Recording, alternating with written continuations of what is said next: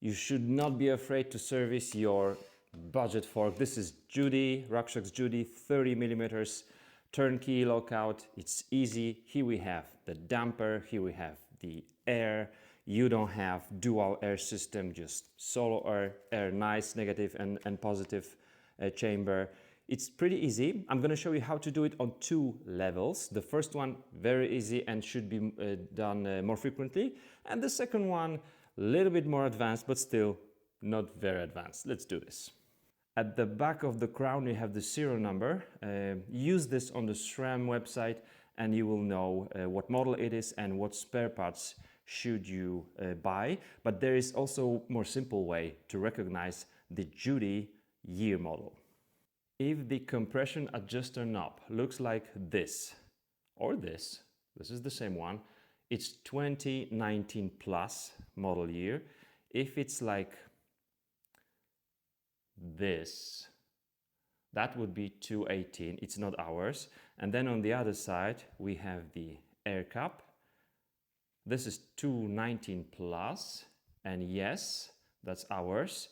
If it was like a crisscrossed, like 4 arms here, that would be once again 218. So we have 219 plus. Before you do anything else, you should never forget to unscrew the air cap and let the air out. No air. We're looking now at the bottom of the left leg air, right leg damper, and here is the rebound adjuster knob. Before removing it, we want to open our rebound, which means we go counterclockwise towards the rabbit, not towards the turtle. Now we remove the knob. And here's what we see, 2 bolts, 1 in each leg. Now we will undo them just a little bit and prepare some pan under the fork because the oil will leak. This is how it looks like now. 5 millimeters Allen key, 3 turns.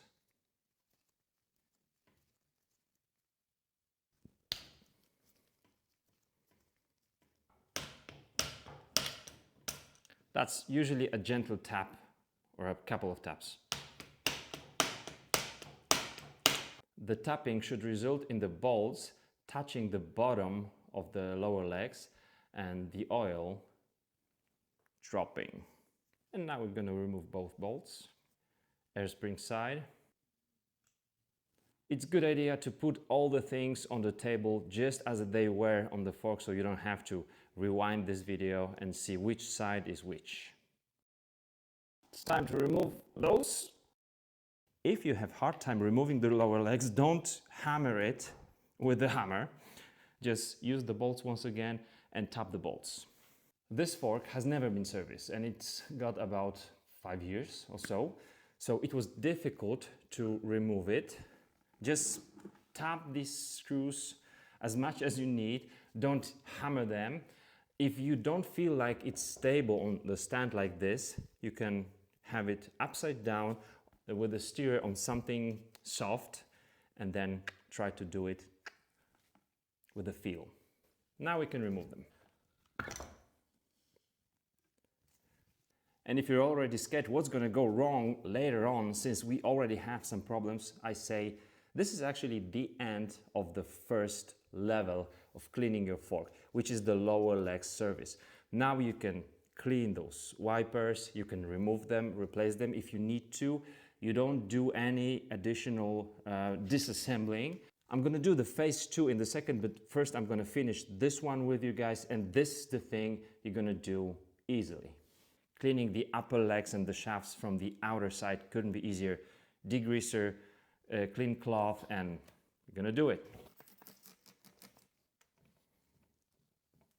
This is the right leg, so the damper. This is the left leg. This is the screw, the air here inside, and the air valve cap. Now I'm going to show you the seals. I did not record how I removed these sponges. These are just under the seal. Here are our dust seals. The second one is here.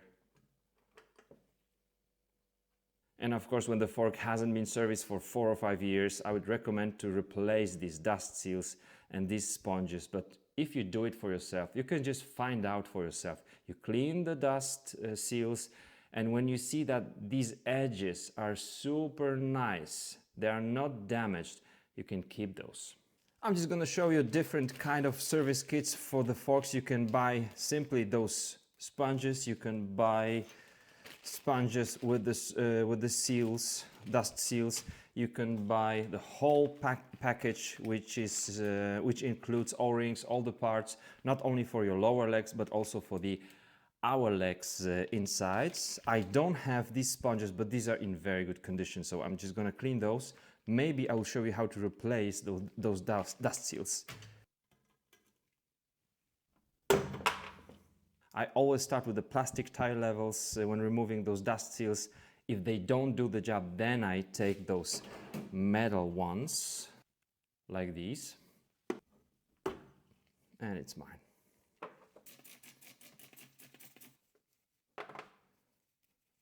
Of course, don't remove these just for the sake of the cleaning. I remove them just to show you how to remove them, and so that you know it in case you want to replace them.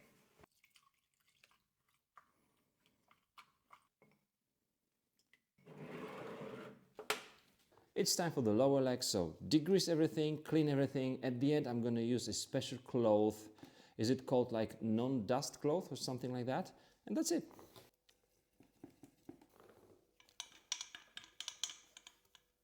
Don't scratch the legs. We're almost done. I'm going to let the rings now to soak the 5-weight oil.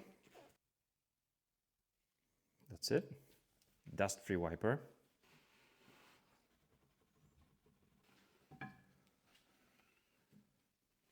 Assembling the dust seals. I'm going to put the grease just here on the outer edge a little bit. Of course, quite a lot here inside.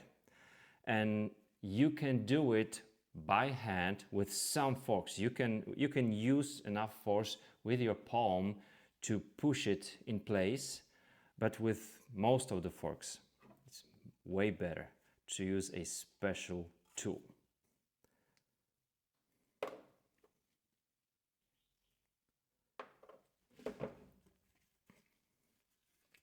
Important, we don't put these on our seals before we put them into the fork, and first it's much easier to put the rings now.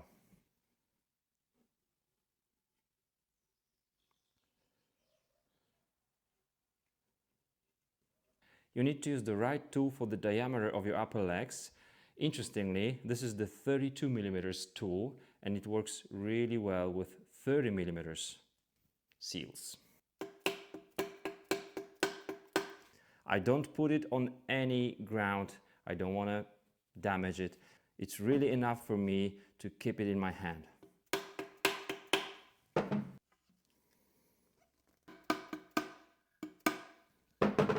Inspect whether your seal is sitting in its place. These both do. Now I'm putting those springs back onto the dust seals. Don't forget about it.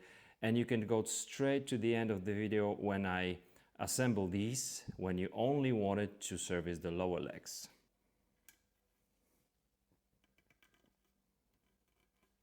It's time for the air spring. I always want to have everything clean from the outside. 24mm socket. Remember, no air inside.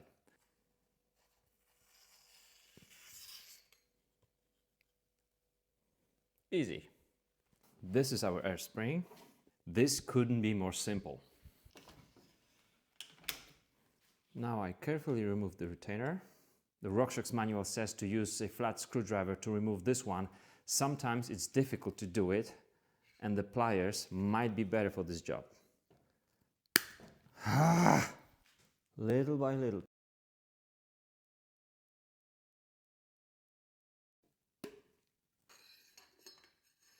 Now it's an easy task. We have everything cleaned from the outer side. We're going to clean it from the inner side.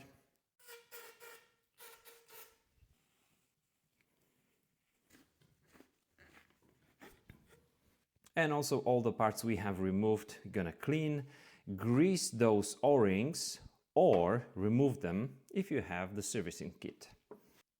Here about 60 millimeters inside this tube, we also put the grease. The shaft has been greased, the seals have been greased. We can assemble it. Bumper.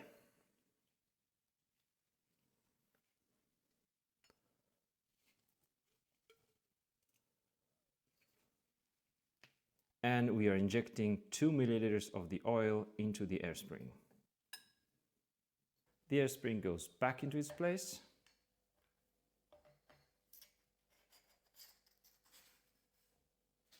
Clean and greased.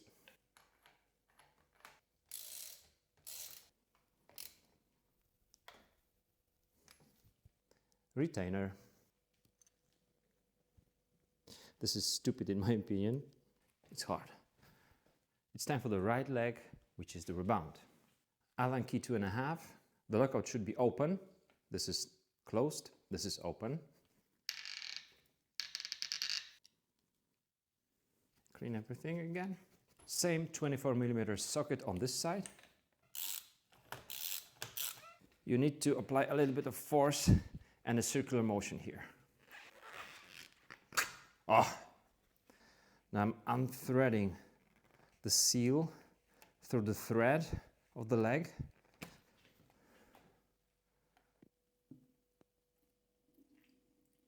It's dirty. It is dirty. Here we have the same retainer. Not all models have it. Oh.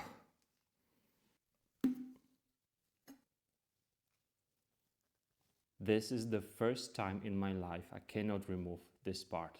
I hate it. So, if you don't want to damage your fork, just when it's stopped here on the thread, when you're pushing it with something from the inside, just stop here. Now you're able to remove this O-ring, you can see, and now I'm going to clean it like it is and grease it like it is. So a little grease here and a little here. Now this goes all the way down. Shaft. Now the shaft goes.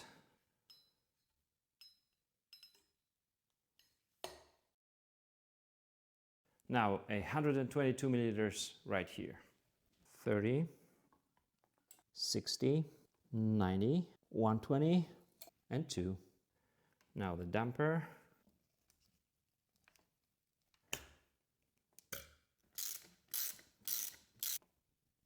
Okay. How did I put this retainer into place?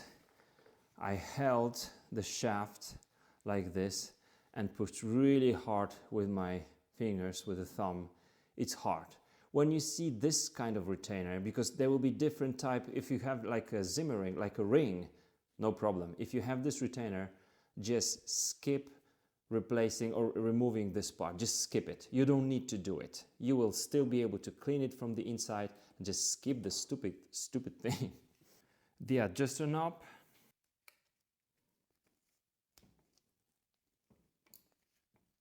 Now the lower legs. Slide them gently, watching the lips of our seals. A little bit of movement. As you can see, the shafts already are touching the bottom of the lower legs. Now I need to pull them a little bit down back because we need to apply 6 milliliters in each of those 2 legs of the oil. 6 and 6. Now I'm gonna push the legs back and those go back here. Okay. If you have problems with threading this one, you can pump the air spring, but it went okay. The rebound adjuster knob. Find the recommended pressure on this table here. I'm gonna push 100 psi.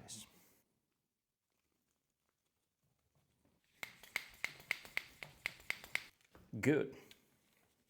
The air cap, and I assembled the fork. Finally, I'm checking how it works. It should be very, very smooth, and it is. It is extremely smooth right after the service. Then I'm checking the lockout, whether it makes the fork stiffer. It works. Then I check the rebound. This is minimum now, so it's open. And then it's the maximum, so the slowest. Pięknie.